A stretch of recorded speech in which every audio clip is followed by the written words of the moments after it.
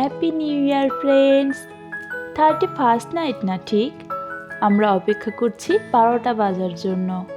সময় কাটছে না।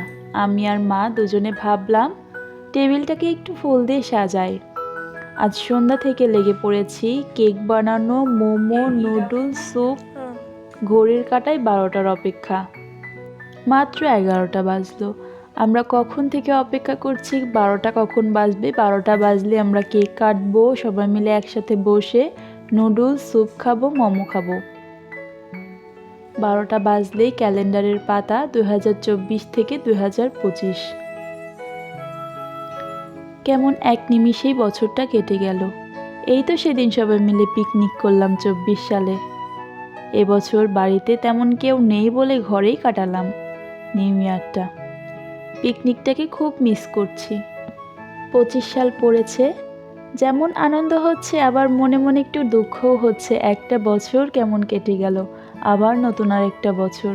সময় কেমন জলের ঢেউয়ের মতন চলে যায় দেখো। সৃষ্টিকর্তার কাছে প্রার্থনা করি নতুন বছর সবার ভালো কাটুক। 25 সালটা হয়ে উঠুক সবার জীবনে সাফল্যের বছর।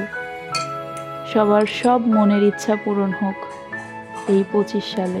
রাতে কেক কাটবো বলে কেক বানিয়েছিলাম। কেকটা অনেক ভালো হয়েছিল।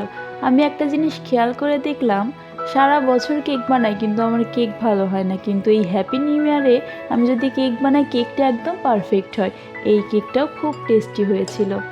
আর একটা মনে আছে, আমি 23 সালে একটা কেক বানিয়েছিলাম, সেটা হয়েছিল একদম পারফেক্ট। বছরটা চলে যাচ্ছে জন্য মন খারাপ হয়, কিন্তু কেকটার দিকে তাকিয়ে আমার মনটা আবার সেই ভালোই হয়ে যায়। তোমরাও ভালো থেকো, আর হ্যাঁ, আমাকে ভালোবাসা দিও যেন আমার 25 সালটাও স্মরণীয় হয়ে থাকে। Bye bye.